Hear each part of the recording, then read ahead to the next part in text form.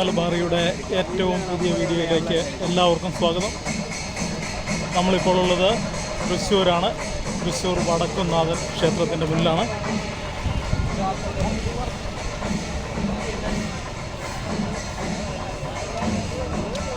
ഇന്നാണ് തൃശ്ശൂർ പൂരം. തൃശ്ശൂർ പൂരത്തിൻ്റെ വിശേഷങ്ങളിലേക്ക് പോവാം.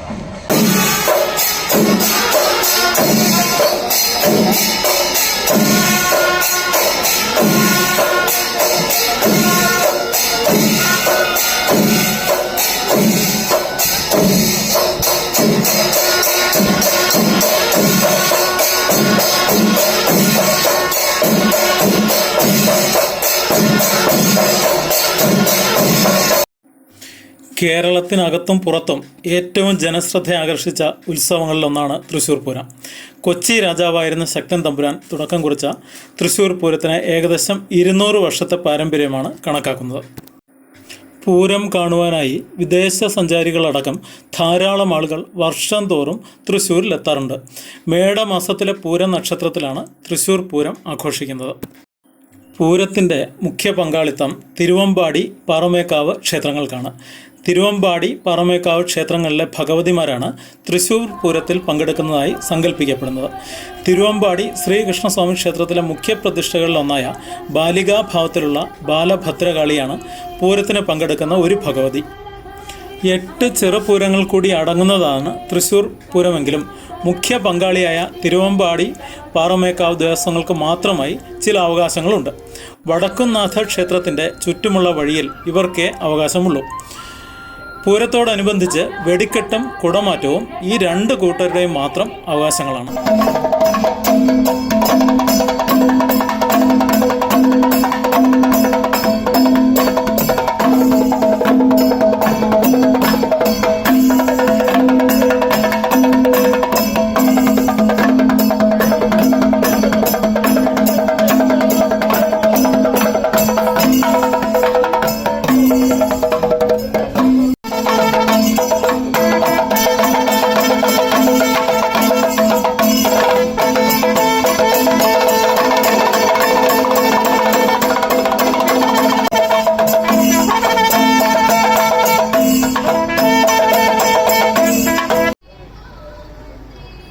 പൂരത്തിൻ്റെ പ്രധാന ചടങ്ങുകളായ ഇലഞ്ഞിത്തറമേളം, തെക്കോട്ടിറക്കം, കുടമാറ്റം തുടങ്ങിയവയൊക്കെ വടക്കുംനാഥൻ്റെ ക്ഷേത്ര പരിസരത്ത് തന്നെയാണ് അരങ്ങേറുന്നത്. സമയക്രമം അനുസരിച്ച് മുഖ്യ വിഭാഗങ്ങൾക്കും വളരെ മുമ്പേ തന്നെ നടക്കുന്ന ചെറുപൂരങ്ങളുടെ എഴുന്നള്ളിപ്പോടെയാണ് പ്രധാന ദിവസത്തെ പൂരാഘോഷങ്ങൾക്ക് അരങ്ങൊരുങ്ങുന്നത്. രാവിലെ 6:30 വടക്കുംനാഥൻ്റെ മുന്നിലെത്തി വണങ്ങുന്ന കണിമംഗലം ശാസ്താവാണ് പൂരത്തിൽ പങ്കെടുക്കാൻ ആദ്യം എത്തുന്നത്.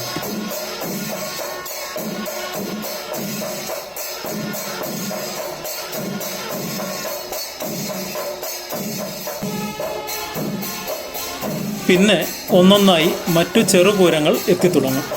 കാരമുക്ക് ഭഗവതി, ചൂരക്കോട്ടുകാവ് ഭഗവതി, നെയ്തലക്കാവ് ഭഗവതി, ലാലൂർ ഭഗവതി, പനക്കംപള്ളി ശാസ്താവ്, അയ്യന്തോൾ കാർത്തിയായനി ഭഗവതി, ചെമ്പൂക്കാവ് ഭഗവതി എന്നീ 8 ക്ഷേത്രത്തിലെ ദേവീദേവന്മാരാണ് ചെറുപൂരം അവതരിപ്പിക്കുന്നത്.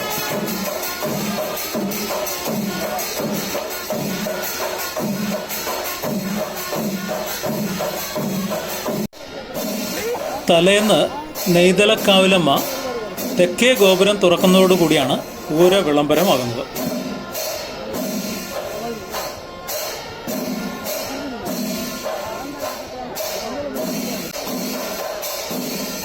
പൂരത്തിൻ്റെ പ്രധാന ചടങ്ങുകളായ ഇലഞ്ഞിത്തറമേളം, തെക്കോട്ടിറക്കം, കുടമാറ്റം തുടങ്ങിയവയൊക്കെ വടക്കുംനാഥ ക്ഷേത്ര പരിസരത്ത് തന്നെയാണ് അരങ്ങേറുന്നത്.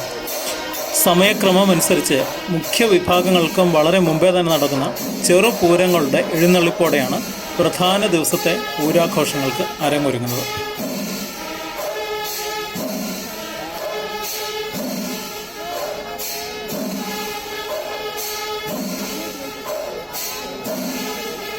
രാവിലെ 6:30 വടക്കുംനാഥൻ്റെ മുന്നിലെത്തി വണങ്ങുന്ന കണിമംഗലം ശാസ്താവാണ് പൂരത്തിൽ പങ്കെടുക്കാൻ ആദ്യമെത്തുന്നത്.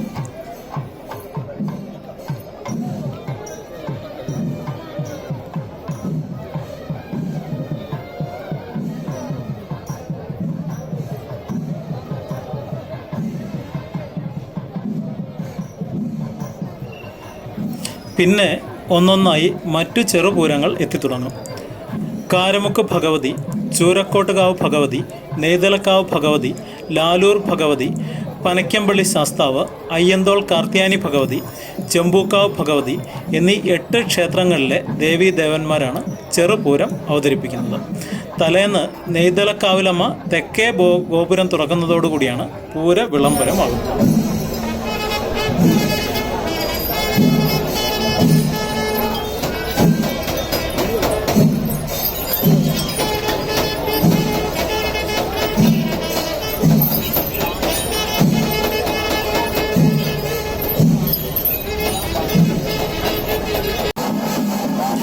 കേരളത്തിൽ ആറാട്ടുപുഴ പൂരമായിരുന്നു ഏറെ പ്രശസ്തം. കൊച്ചി ശക്തൻ തമ്പുരാൻ്റെ കാലത്തായിരുന്നു ആറാട്ടുപുഴ പൂരം. വിവിധ ദേശങ്ങളിലെ ക്ഷേത്രങ്ങളിൽ നിന്നെത്തുന്ന സംഘങ്ങൾ ആറാട്ടുപുഴ പൂരത്തിൽ പങ്കെടുക്കുമായിരുന്നു. ലോകത്തെ എല്ലാ ദേവീദേവന്മാരും ആറാട്ടുപുഴ പൂരത്തിൽ പങ്കെടുക്കാൻ എത്തുമെന്നാണ് വിശ്വാസം. എന്നാൽ 1796 പൂരത്തിന് ശക്തമായ കാറ്റും പേമാരിയും ഉണ്ടായതിനെ തുടർന്ന് പാറമേക്കാവ്, തിരുവമ്പാടി, ചെമ്പുകാവ്, കാരമുക്ക്, ലാലൂർ, അയ്യന്തോൾ, ചൂരക്കാട്ടുകാവ്, നെയ്തലക്കാവ്, കണിമംഗലം എന്നിവിടങ്ങളിലെ സംഘങ്ങൾക്ക് എത്താൻ സാധിച്ചില്ല. ഇതോടെ ഈ സംഘങ്ങൾക്ക് ഭ്രഷ്ട് കൽപ്പിച്ചെന്ന് പറയപ്പെടുന്നു. ഇതിൽ കോപിഷ്ഠനായ ശക്തൻ തമ്പുരാൻ വടക്കുംനാഥനെ ആസ്ഥാനമാക്കി അടുത്ത പൂരം നാളിൽ, അതായത് 1797 മെയ് മാസം തൃശ്ശൂർ പൂരം ആരംഭിച്ചു. പാറമേക്കാവ്, തിരുവമ്പാടി എന്നീ ക്ഷേത്രങ്ങളാണ് പൂരത്തിലെ പ്രധാന പങ്കാളികൾ.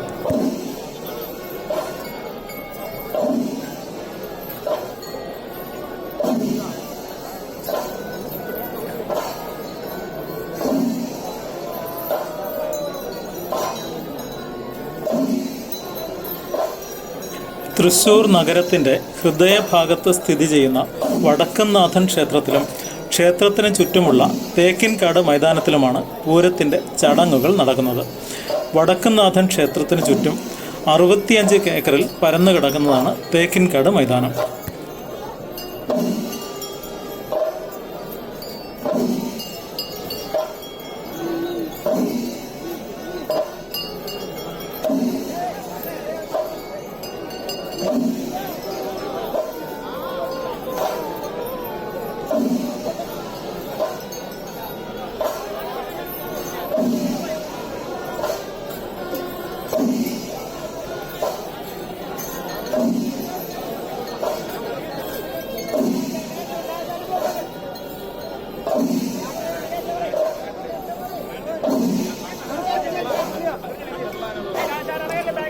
വടക്കുംനാഥ എഴുന്നള്ളത്ത് കൂത്തമ്പലത്തിൽ അവസാനിച്ച ശേഷമാണ് ഇലഞ്ഞിത്തറ മേളം ആരംഭിക്കുന്നത്. പാണ്ടിമേളത്തിൻ്റെ കുലപതികൾ പങ്കെടുക്കുന്ന ഇലഞ്ഞിത്തറ മേളത്തിന് 4 മണിക്കൂറാണ് ദൈർഘ്യം. മുൻനിരയിൽ ഇരുട്ടു ചെണ്ടക്കാർ 15 പേരാണ്. ഒറ്റത്താളം പിടിക്കാനായി 90 വലം ചെണ്ടകൾ, 21 വീതം കൊമ്പുകാരും കുഴലുകാരും, ഇലത്താളം 75 പേർ കൂടിയാണ്. പതികാലത്തിൽ തുടങ്ങുന്ന മേളം സാവധാനമാണ്. ഇത് വിട്ട് വേഗത കൂടുന്നതോടുകൂടി കാണികളും ആവേശഭരിതരാകുന്നു. ആദ്യം ഇടത്തു കലാശം, അതിനുശേഷം അടിച്ചു കലാശം, പിന്നെ തകൃത്, അതിനുശേഷം ത്രിപുട എന്നിങ്ങനെയാണ് മേളം. ത്രിപുട അവസാനിക്കുന്നതോടുകൂടി മുട്ടിന്മേൽ ചെണ്ട തുടങ്ങുന്നു. ഇത് ചെണ്ട മുന്നോട്ട് തള്ളിപ്പിടിച്ച് വായിക്കുന്ന രീതിയാണ്. ജനങ്ങളുടെ താളം പിടിക്കലും കൂടിയാവുമ്പോൾ പിന്നെ കുഴഞ്ഞു മറിഞ്ഞ് കൊട്ടുകയായി. ഇത് കുഴഞ്ഞു മറിഞ്ഞ് എന്നാണ് വിളിക്കപ്പെടുന്നത്. കാണികളെ വിസ്മയത്തുമ്പത്ത് പിടിച്ചിരുത്തി കൊടുങ്കാറ്റ് ശമിക്കുന്നത് പോലെ ഒരു നിമിഷാർത്ഥത്തിൽ എല്ലാം അവസാനിക്കുന്നു.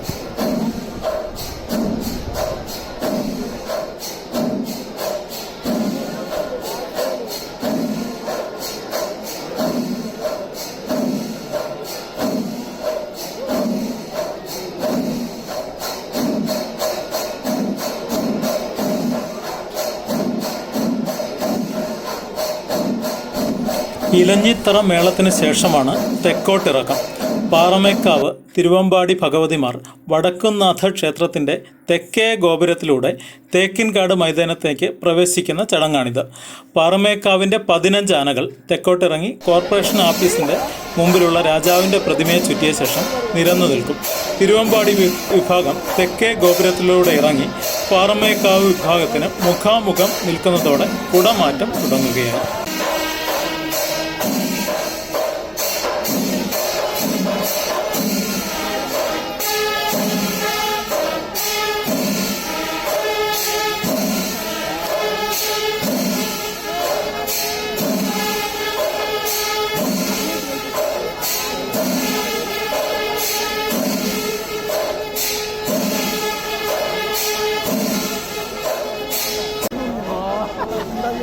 പാറമേക്കാവ് തിരുവമ്പാടി ദേവിമാരുടെ കൂടിക്കാഴ്ചയാണ് കുടമാറ്റം. മുഖാമുഖം നിൽക്കുന്ന പാറമേക്കാവ് തിരുവമ്പാടി വിഭാഗങ്ങൾ തമ്മിൽ പ്രൗഢഗംഭീരമായ വർണ്ണക്കുടകൾ പരസ്പരം ഉയർത്തിക്കാണിച്ച് മത്സരിക്കുന്നതാണ് കുടമാറ്റം എന്നറിയപ്പെടുന്നത്. ഓരോ കുടയും ഉയർത്തിയ ശേഷം 3 പ്രാവശ്യം വെഞ്ചാമരവും ആലവട്ടവും ഉയർത്തിയ ശേഷമേ അടുത്ത കുട ഉയർത്തൂ. തിടമ്പ് കയറ്റിയ ആനയുടെ കുട മറ്റ് 14 ആനകൾക്ക് ഉയർത്തുന്ന കുടയേക്കാൾ വ്യത്യാസമുള്ളതായിരിക്കും.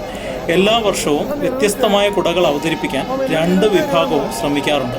ഒരു ചെറിയ വെടിക്കെട്ടോടുകൂടി ഇത് അവസാനിക്കുന്നു. ഇതോടെ പകൽ പൂരം അവസാനിക്കുന്നു.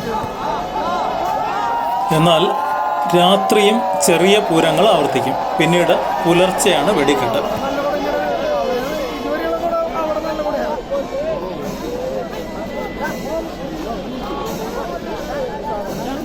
പിറ്റേന്ന് പകൽ പുലരും മുമ്പേ നടക്കുന്ന വെടിക്കെട്ടാണ് പൂരത്തിൻ്റെ മറ്റൊരു ആകർഷണം. വെളുപ്പിന് 3 മണിയോടെയാണ് ആകാശത്തിലെ ഈ മേളം തുടങ്ങുന്നത്. ശബ്ദ മലിനീകരണ നിയമങ്ങളും തദ്ദേശീയർക്ക് വരുന്ന ബുദ്ധിമുട്ടുകളും പരിഗണിച്ച് വെടിക്കെട്ടിൽ കാര്യമായ മാറ്റങ്ങൾ കാലാകാലങ്ങളിൽ വന്നിട്ടുണ്ട്. ഈ അടുത്ത കാലങ്ങളിൽ ദൃശ്യത്തിനാണ് ശബ്ദത്തേക്കാൾ കൂടുതൽ പ്രാധാന്യം കൊടുക്കുന്നത്.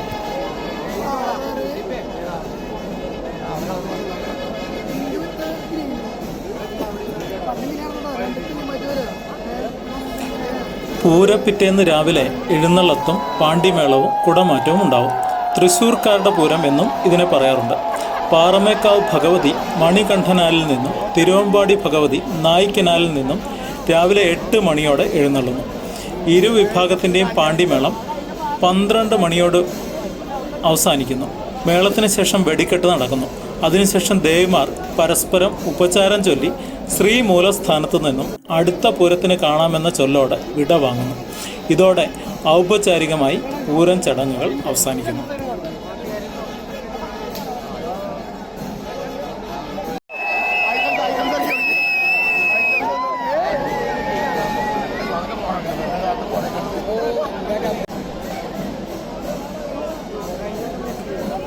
പൂരത്തിൻ്റെ പിറ്റേന്ന് പൂരത്തിന് സഹായിച്ചവർക്കായി 2 ദേവസ്വങ്ങളും പൂരക്കഞ്ഞി നൽകാറുണ്ട്.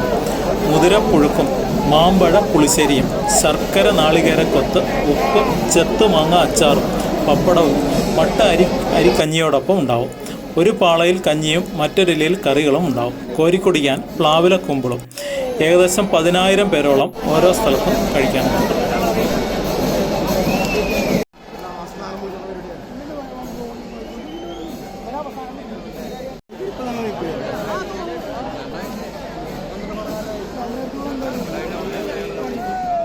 മറ്റൊരു ആകർഷണമാണ് ആനയുടെ മസ്തകത്തിൽ കെട്ടുന്ന നെറ്റിപ്പട്ടം. ആലവട്ടം, വെഞ്ചാമരം എന്നിവ 2 വിഭാഗക്കാരും പ്രദർശനത്തിന് വയ്ക്കുന്നു. കൂടെ വർണ്ണക്കുടകളും. പൂരത്തലേന്നാൾ രാവിലെ ആരംഭിക്കുന്ന പ്രദർശനം രാത്രി വൈകുവോളം നീളുന്നു.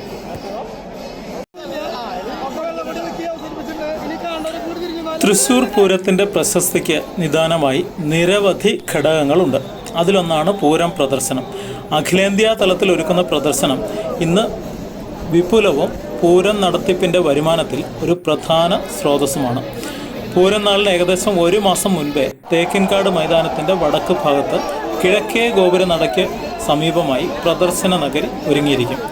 ആയിരക്കണക്കിന് ആളുകൾ ദിവസവും പ്രദർശനം കാണാനെത്തും. വിനോദവും വിജ്ഞാനവും ഒരുപോലെ സംഗമിക്കുന്ന പ്രദർശന നഗരി വാണിജ്യ പ്രധാനവുമാണ്.